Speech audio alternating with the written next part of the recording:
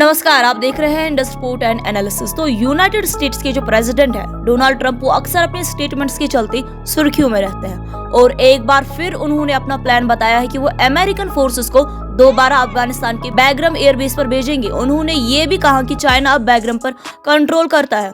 देखिए, Donald Trump ने ये सजेस्ट किया कि यूएस अफगानिस्तान वापस आ सकता है और बोला कि हम बैग्राम पर एक छोटी फोर्स रखने वाले हैं। चाइना के बढ़ते इन्फ्लुएंस को काउंटर करने के लिए ये कदम काफी जरूरी है। ट्रंप का फोकस सिर्फ अफगानिस्तान पर नहीं बल्कि चाइना पर भी है। उनका कहना है कि हम इस बेस को अफगानिस्तान के लिए नहीं बल्कि चाइना के लिए रखना चाहते हैं। उन्होंने हाईलाइट किया कि बैग्राम एयरबेस चाइना की न्यूक्लियर फैसिलिटी से सिर्फ 1 घंटा दूर है, जो इसे एक हाईली स्ट्रेटेजिक लोकेशन बना देता है। Not because of Afghanistan, but because of China. It's exactly 1 hour away from where China makes its nuclear missiles. One of the biggest air bases in the world, one of the biggest runways, one of the most powerful runways in the sense that it was very heavy concrete and steel. You could carry about anything. You could land anything on those runways. We gave it up. And you know who's occupying it right now? China.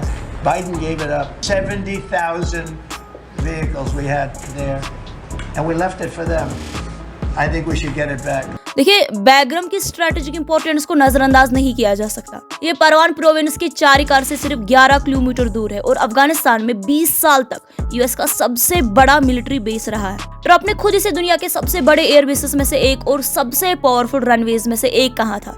ये base देखिए, originally Soviet union ने 1950s में cold war के दौरान बनाया था और 1979 में इन्वेजन के बाद ये रशिया का मेन बेस बन गया था अफगानिस्तान में। सोवियत विड्रॉल और यूएसएसआर के कोलैप्स के बाद फिर ओसामा बिन लादेन को ढूंढने और तालिबान को गिराने के लिए यूएस ने 2001 में बैग्राम को अपने कंट्रोल में लिया था। यूएस ने बैग्राम को दोबारा बनाया और एक्सपेंड किया, जो अब लगभग 30 स्क्वायर माइल्स तक फैला हुआ है और इसमें 10,000 तक ट्रूप्स को एकोमोडेट किया जा सकता है। रिसेंटली ट्रंप ने फिर से ये कहा कि उनकी एडमिनिस्ट्रेशन ने अफगानिस्तान से विड्रॉ होने के बावजूद बैग्राम को रखने का प्लान किया था। देखिए, यहाँ पे एक बात को समझना जरूरी है। यूएस की विड्रॉल ने एक पावर वैक्यूम क्रिएट किया जिससे चाइना भरने के लिए ईगर था।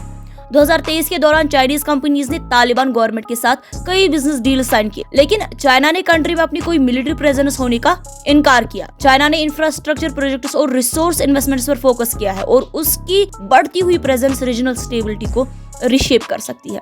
अगर हम चाइना की एंगेजमेंट स्ट्रेटेजी में शामिल प्लान्स देखें तो उसमें आता है 25 साल का ऑयल एक्सट्रैक्शन डील, जो पहले साल में $150 मिलियन का है और तीसरे साल तक $540 मिलियन तक बढ़ सकता है। फिर अफगानिस्तान के माइनिंग सेक्टर में इन्वेस्टमेंट्स को एक्सपेंड करना, खासकर लिथियम रिजर्व्स पर फोकस। साथ ही अफगानिस्तान को चाइना के ambitious belt and road initiative यानी कि BRI में इंटीग्रेट करना। फिर जनवरी 2024 में तालिबान अपॉइंटेड एम्बेसडर को पहला कंट्री बनकर एक्रेडिट करना, जबकि तालिबान गवर्नमेंट को ऑफिशियली रिकॉग्नाइज नहीं किया गया है। देखिए, चाइना के जो इंटरेस्ट है ना, वो सिर्फ इकोनॉमिक्स तक नहीं है बल्कि सिक्योरिटी के रेलम तक भी फैल रहे हैं। चाइना तालिबान के साथ कोऑपरेशन चाहता है ताकि अफगानिस्तान को एक सेफ हेवन न बनने दे, जहां से टेररिस्ट एक्टिविटीज चाइना के डोमेस्टिक स्टेबिलिटी या BRI प्रोजेक्ट्स के लिए थ्रेट बन सकता है।